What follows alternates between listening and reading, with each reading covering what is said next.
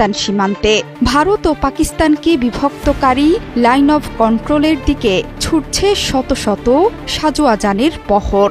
এরই মধ্যে যুদ্ধযানের সীমান্তের দিকে যাওয়ার ছবি ভাইরাল হয়েছে। এসব যানের মধ্যে রয়েছে যুদ্ধক্ষেত্রে আক্রমণ এবং সৈন্য পরিবহনে ব্যবহৃত হালকা ট্যাঙ্ক। সম্প্রতি এক ঘোষণায় পাকিস্তানের সেনাপ্রধান আসিম মুনির বলেছেন, কাশ্মীরের জন্য 10টি যুদ্ধ হলেও করবেন, একদিন পুরো কাশ্মীর পাকিস্তানেরই হবে। এরপরই সীমান্তে গোলাগুলিতে কেঁপে উঠল দুই দেশ। এই গোলাগুলিতে পাকিস্তানের 4 জন আহত হয়েছে বলে জানিয়েছে পাকিস্তানি গণমাধ্যম। দাবি করা হচ্ছে, সীমান্ত এলাকায় সাজানো আছে কামানবাহী ট্যাঙ্ক, তৈরি স্নাইপার বাহিনীও। কোটি মানুষের আস্থার ভালোবাসায় 11 বারের মতো দেশের 1 নম্বর রেফ্রিজারেটর ব্র্যান্ড ওয়ালটন। শুধু তাই নয়, প্রস্তুতি নিয়ে রেখেছে দুই দেশের আকাশযানগুলো।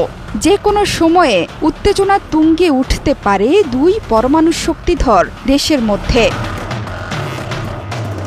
পাকিস্তানের রাষ্ট্রীয় সম্প্রচার পিটিভি জানিয়েছে, বুধবারের গোলাগুলির ঘটনায় পাকিস্তানি সেনাবাহিনীর 2 সদস্য এবং 2 জন সাধারণ নাগরিক আহত হয়েছেন।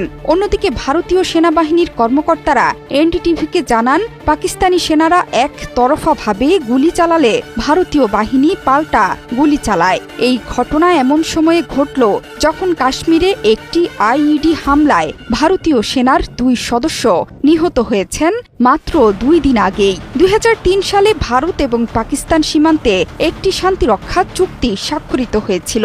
তবে মনে হচ্ছে এবারের উত্তেজনায় যুদ্ধবিরতি চুক্তি লঙ্ঘন হবে এবং দুই দেশের মধ্যে কাশ্মীর নিয়ে পুরো দস্তুর যুদ্ধই বেঁধে যাবে।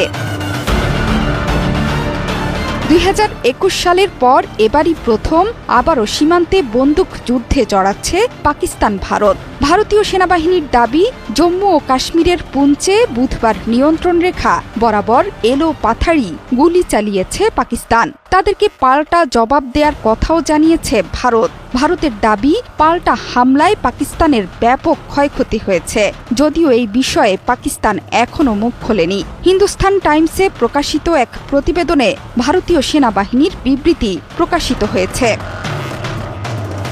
ভারতীয় সেনা চরম পর্যায়ের সতর্কতা অবলম্বন করেছে এবং নিয়ন্ত্রণ রেখা বরাবর দাপট ধরে রেখেছে বলেও জানিয়েছে হিন্দুস্তান টাইমস। এর আগে সংবাদ সংস্থা পিটিআইর এক প্রতিবেদনে বলা হয়েছে, পাকিস্তানের সেনা অতর্কিতে জম্মু ও কাশ্মীর সীমান্তে গুলি চালিয়েছে, যা সংঘর্ষ বিরতি লঙ্ঘন করার শামিল। তার জেরেই পাল্টা জবাব, আর তাতে পাকিস্তানের সেনার ব্যাপক ক্ষতি হয়েছে বলেও দাবি করা হচ্ছে।